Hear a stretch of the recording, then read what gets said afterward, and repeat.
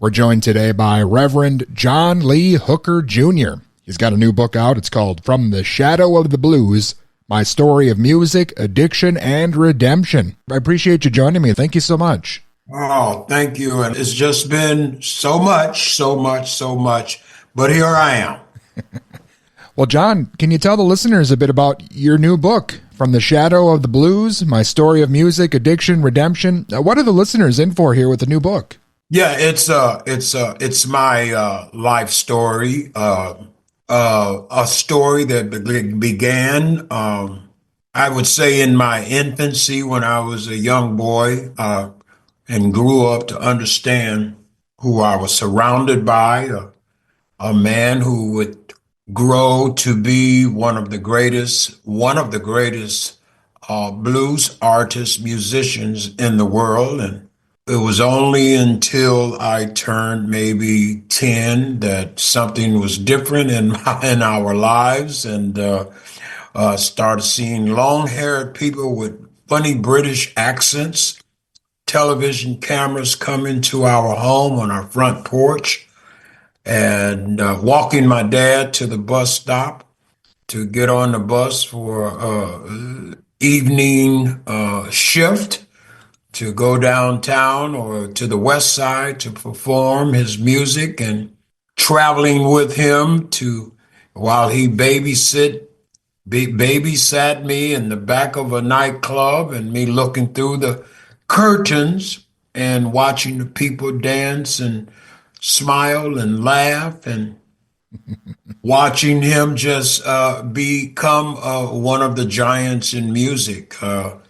But it's a story that turned to I won't use the word demise because that means died, but it was a point in where I saw my admiration for his success and his ability to charm the crowds, but it turned into my uh, lifestyle of destruction.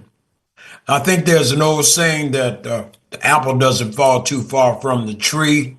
My apple didn't fall too far from the tree, but my apple actually rolled down a hill into a valley of drug addiction and prisons and violence. And it ended up, and I'm here today talking to you, Dustin, on the 5 count. Uh, it ended up with hope and rescue and redemption. And here I am today. I survived, and I want my listeners or your listeners to know that there is a way out of a destructive path, a lifestyle of oblivion, to love and kindness, but there is a hope, and that is the hope that I am living, or the life that I am living now. I made it. I made it, and here I am today. Excellent. Yeah, definitely. It's a great story, and great how things turned out for you. And, growing up with your dad and being in Detroit and, hanging out with the Funk Brothers and just being in the midst of all that. I mean, it seems like music kind of maybe was always going to be your destiny here. Yeah. My dad heard me one day. Well, of course, he used to take me to the radio. Most of his radio interviews downtown on the west side of Detroit. And I would always sit on his knee, and they thought it was a very wonderful thing that this little 6, 7, 8-year-old boy, I think I did it maybe 3 years in a row, to sit on his knee and sing about my mother, sing the song, Marty, Marty, I love you. You've been gone so long. I miss you so.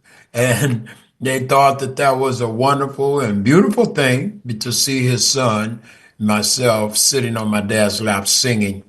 That grew into talent contests, that grew to elevated to singing at the Fox Theater in downtown Detroit, going to Hitsville, USA, the first Motown Records, where Berry Gordy was president and still is, I believe.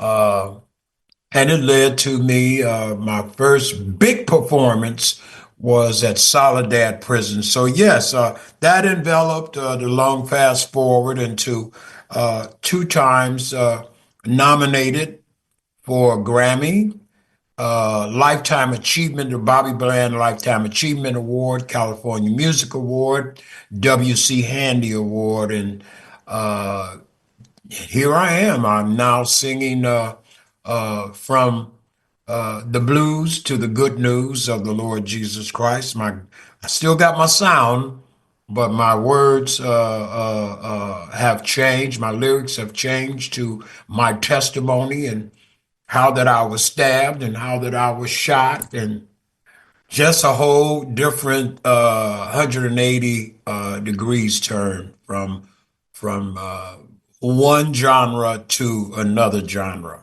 Hmm. I love the Soledad. You know, I know you guys made that album back in the day, and Yeah. that prison really a main character, I guess, in your story. It's amazing the path you took, you know, making that album there, and then you wind up being there, and now you're back there as a reverend. I mean, that's definitely full circle for sure. Yeah, that is. I read after the book came out, I read that opening statement and I almost lived it again. But it was surreal because in 1972, I was released on parole in Jackson Prison. Well, I went to Jackson Prison first, and then from another prison camp, I came out and I got off parole, and my dad sent for me because they just felt that I would either get killed or I wouldn't be very successful there with anything, with all the danger and the killings are going on. So I was sent to Detroit. I'm sorry, to California, and my dad had mentioned that, well, you just got out of that prison. I'm taking you to another prison. It was a joke. But we went into Soledad Prison and it was surreal because there was a gun tower where a man with highway patrol sunglasses on and sitting up in the gun tower with a 12 gauge shotgun, and we strolled through in our van after we were cleared, and here's all of these men anticipating of our arrival, and it just stormed with voices on, let's come on here, come on, there go, come on, Junior Hooker, oh, show us what you can do. And I opened up the event, and after I did two songs, I introduced my dad, and of course he turned the place out. 10, 14, I believe, years later, here I come back through that same gate, but this time I am chained up around my waist. My ankles are chained and my hands are chained, and I no longer have on the suit or the clothing, the attire that I came in with the very first time. And long fast forward, they sent me to a place to get my assignment, my work assignment, and the very man that guarded the stage, his name was Ernie, the prison guard, and he was now a supervisor of the landscape crew. I reported to him. He said, "I remember you." "No, sir, I've never been here before." "Yes, you have." "No, sir, you must have me mistaken." He went inside of his drawer and pulled out a black and white 8 by 11 or 12 and showed me that picture. And I tell you, Dustin, I almost melted. And he gave me the best job as the boss of my crew because I guess he saw me before, and we had a brief contact with one another.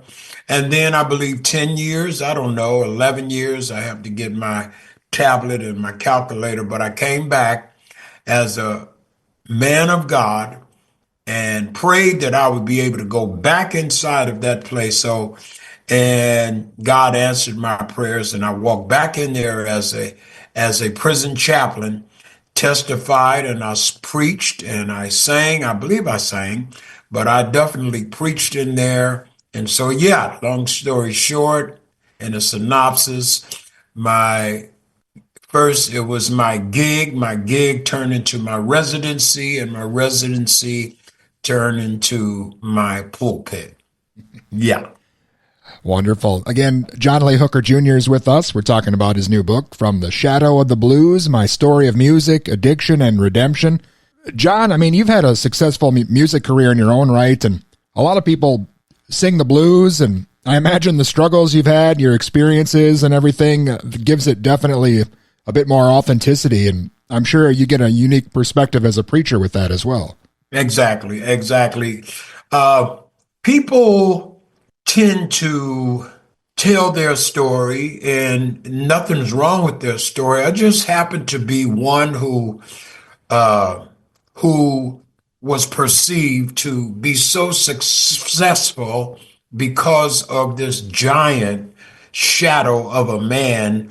But all that glittered wasn't gold. I had my internal problems, and I had to I had to go out on my own. I had to be myself. My dad once told me that you're authentic. You are original, Junior, and because the world don't need two John Lee Hookers or two BB Kings.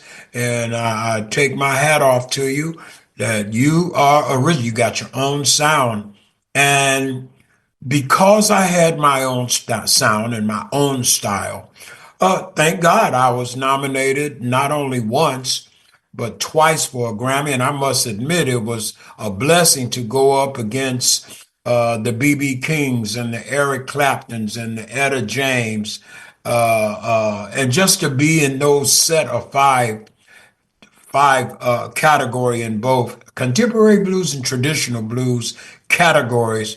I was thankful because I was still wet behind the ears from the yard of San Quentin, San Quentin prison, and from the San Quentin prison to twice walking the red carpet was phenomenal. Yeah, you're right. Everybody can't tell that story, but I appreciate everybody's story, especially those who are survived, who have survived. Well, John, what was your relationship like with your dad towards the end of his life? It was great to see him in movies like the Blues Brothers, and being celebrated by the musicians he influenced, and where you are now, that's probably something he would be proud of too.